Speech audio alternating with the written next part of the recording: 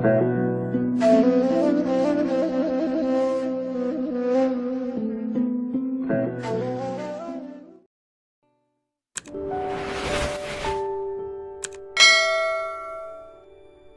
who possess most must be most afraid of loss. Oh, itu pelajaran luar biasa dari Leonardo da Vinci. Ia yang punya paling banyak biasanya punya rasa takut kehilangan paling besar. Kalau ini sederhana sebenarnya. Kalau yang kamu miliki banyak, takut kehilanganmu pasti lebih besar. Ini nasihat buat kita. Hidup kita jangan tergantung pada kepemilikan. Kalau hidupmu tergantung pada kepemilikan, maka hidupmu akan diwarnai oleh rasa takut kehilangan. Jadi, kita kan sering menghubungkan diri kita dengan sesuatu di luar diri kita dengan kata-kata memiliki atau kata-kata punya. Aku sekarang punya pacar loh. Itu alamat kamu akan berhadapan dengan ketakutan kehilangan pacar. Yang tidak punya pacar tidak punya ketakutan kehilangan pacar. Ya. Salahnya di mana? Salahnya di relasi yang kamu sambungkan dengan pacarmu tadi loh. Salahmu sendiri pakai kata-kata punya, pakai kata-kata memiliki. Wong sudah bolak-balik dibilangin pacaran itu tidak mesti memiliki. Kamu masih memiliki terus. Ya, kalau memiliki kamu akan berhadapan dengan monster yang namanya kehilangan. Ya. Oke ya. Ya tergantung strategimu lah gimana caranya kalimatnya biar tidak punya atau memiliki. Aku sekarang apa ya? Yang tidak punya gitu loh. Aku sekarang ada pacarnya loh gitu. Ada pacarnya. Oke, ya pokoknya jangan dianggap memiliki lah. Emangnya pacarmu itu milikmu kan tidak? Iya.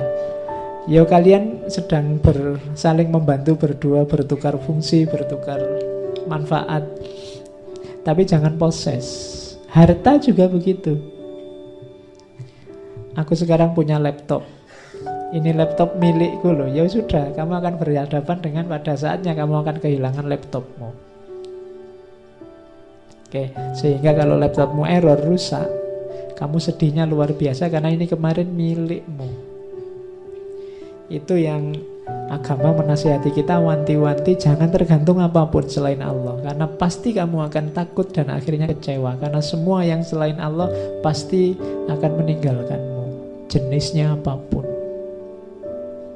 Jadi kalau ingin hidup tenang, kurangi keterikatan dengan apapun. Harta, keluarga, anak, istri, dan lain-lain. Bukan berarti nggak boleh dekat, Kak. Yang larang dekat siapa? Jangan terikat. Terikat itu nama lainnya tergantung. Biasanya mengujinya dengan kalimat kalau tidak. Kalau tidak kamu, aku ndak. Kalau tidak ada kamu, hidupnya gelap. Kalau tidak laptop ini, aku ndak bisa kerja. Kalau ndak ngerokok, pikiranku bunek. Itu ciri-ciri ketergantungan. Begitu ada kata-kata kalau tidak, berarti kamu tergantung. Ada poses di situ dan punya potensi kamu kecewa dan kehilangan. Kecewa, kehilangan, rasa takut, kumpul semua di situ. Dinasehati oleh Leonardo da Vinci, he who possess most must be most afraid of loss. Maka yang paling gelisah dengan kehilangan, kalau harta ya orang kaya. Orang yang lebih kaya dia lebih takut kehilangan. Sementara yang lebih tidak punya apa-apa, takutnya lebih sedikit, mau takut kehilangan apa, mau tidak punya apa-apa. Ya. Logikanya sesederhana itu. Makanya jangan mudah tergantung. Terus yang kedua ini, he who think little errs much. Ini kebalikannya. Selama ini kan kamu merasa bahwa kalau banyak mikir banyak salahnya. Ndak, katanya Leonardo kebalik. Justru kalau kamu jarang mikir kamu akan sering salah. Kenapa? Kamu ndak terlatih berpikir. Jadi justru ndak apa-apa kamu berpikir keliru ya nanti diperbaiki. Berpikir salah ya nanti diluruskan, dibenarkan. Berpikirlah terus, ndak masalah. Lama-lama kamu bisa terlatih berpikir kritis, berpikir benar, berpikir lurus. Kalau kamu jarang berpikir, akal otaknya jarang digunakan, ya masih mudah tersesat dalam berpikir. Jadi jangan takut berpikir. Nanti kan banyak mikir, banyak kelirunya. Iya, tapi setelah keliru akan ada perbaikan. Tapi kalau kamu tidak pernah mikir, kamu tidak tahu salahmu di mana. Begitu saatnya kamu mikir, kamu akan salah. Jadi siapa yang berpikirnya sedikit, justru punya potensi salahnya besar. Jadi tidak usah takut berpikir. Berpikir saja. Berpikir itu fasilitas yang diberikan oleh Allah dan luar biasa. Berpikir itu punya ciri kebebasan yang hakiki. Tidak ada orang yang bisa dihalangi saat dia berpikir. Kalau fisikmu bisa dihalangi, bisa dipenjara, bisa dicegah, tapi kalau pikiran tidak. Kamu ingin apapun, kamu punya maksud apapun, kamu menggambarkan, menjelaskan apapun, kalau itu adegannya dalam pikiran tidak masalah. Di situ ada kebebasan. Maka berpikirlah. Kemudian ada lagi, nah gandengannya mikir itu ngomong, he who truly knows has no occasion to shout. Dia, siapapun yang sudah tahu dengan pasti, biasanya tidak ada lagi kesempatan untuk teriak-teriak. Orang yang masih ribut dengan kebenarannya, biasanya dia masih belum terlalu yakin dengan kebenarannya. Orang yang masih sibuk ingin menunjukkan salahnya orang lain, biasanya itu dilakukan dalam rangka menegaskan benarnya dirinya.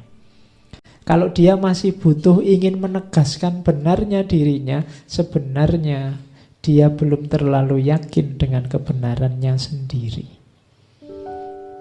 Jadi he who truly knows has no occasion to shout.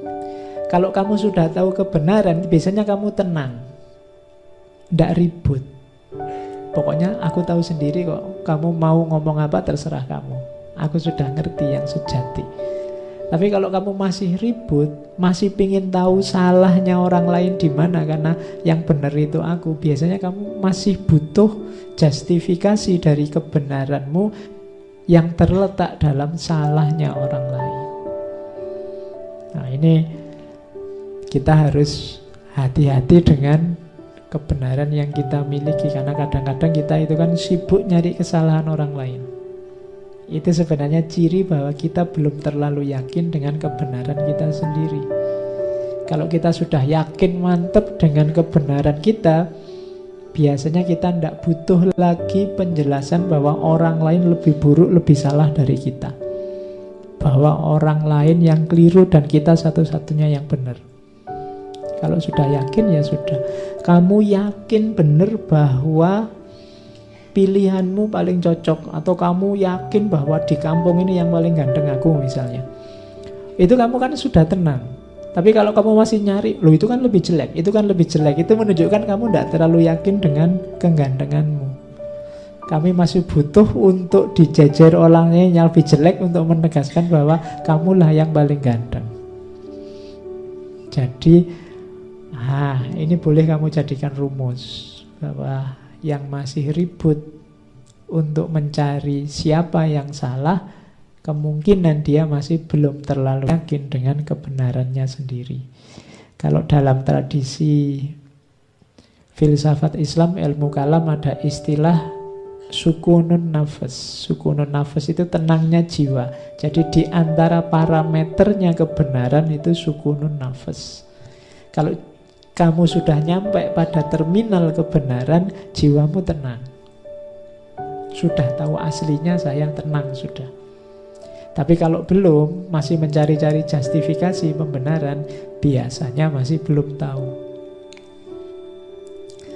Terus yang panjang, he who does not go beyond his master is a poor pupil. Jadi siapa yang masih belum bisa melampaui gurunya, dia adalah murid yang jelek. Nah, ini Leonardo da Vinci loh ya.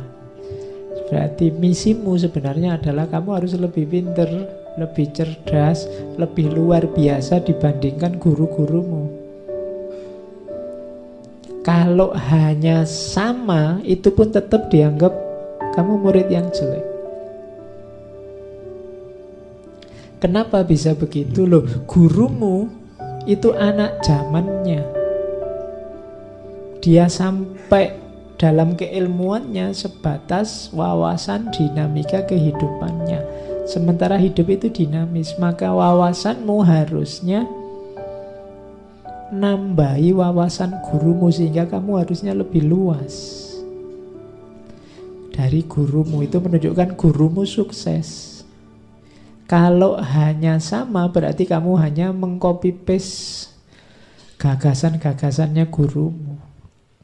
Kamu harus lebih itu melampaui. Cuma kan kamu selalu bilang, apa yang mungkin Pak, saya bisa melampaui guruku. Ya kalau saya bilang tadi ya, kalau kamu sudah bilang begitu ya enggak mungkin sudah. Kamu mimpi aja enggak berani ya enggak mungkin. Mungkin. Kalau kamu enggak bisa melampaui gurumu, kenapa kok disebut murid yang jelek? Berarti kamu hanya mengulang, menghafalkan yang disampaikan oleh gurumu. Enggak bisa mengembangkan. Guru yang sukses adalah guru yang ilmunya mampu menginspirasi murid-muridnya. Menginspirasi itu bukan cuma mengulang kata-katanya, tapi melahir gagasan-gagasan baru yang dipicu oleh wawasan keilmuan yang disampaikan oleh gurunya. Makanya murid yang baik itu yang melampaui gurunya. Jadi kalian misalnya diperintah oleh takmir-takmir, barang siapa yang ingin mentranskrip ngaji ini, silahkan. Itu tulisan yang bagus, yang kamu tidak copy paste apa yang saya omongkan. Kalau hanya copy paste yang saya omongkan, orang lebih suka ngapain baca tulisanmu, dengar rekamannya selesai. Tapi kamu olah versimu, tidak masalah. Namaku tidak usah disebut, nggak masalah. Terinspirasi itu kan bukan hanya ikut, tapi lahir gagasan baru, lahir pencerahan baru versimu. Yo nanti namanya pakai namamu. Nah itulah, he who does not go beyond his master is poor pupil. Kalau yang ungu itu, he who does not value life does not deserve it.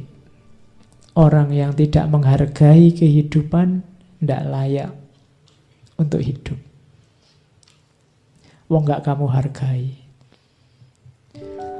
Oke, ini penjelasannya kalian sudah ngerti. He who wishes to be rich within a day will be hanged within a year. Siapa yang ingin kaya mendadak, dalam sehari dia ingin langsung kaya, maka tunggulah setahun lagi dia akan digantung. Tidak ada jalan instan untuk sukses. Jangan mudah tertipu oleh iklan-iklan promosi. Kaya mendadak, ikut ini sebentar saja langsung wis ndak ono rumus kayak gitu, ndak ada. Orang paling jenius di dunia, Leonardo da Vinci, ngomongnya semacam itu. Kamu bulan kayak gini masih ketipu. Ndak ada yang instan. Langsung sukses, langsung jaya, langsung dari mana jalannya langsung. Ujung-ujungnya ketipu. Ndak ada. Kalau ada yang menjanjikan setahun, sehari kamu bisa kaya, tahun depan orang ini mesti sudah digantung, katanya Leonardo. Jadi ndaklah, jangan ketipu yang gitu-gitu. Semua ada prosesnya. Untuk jadi seorang Leonardo da Vinci juga ada proses panjang, ada banyak rasa sakit yang harus dia alami.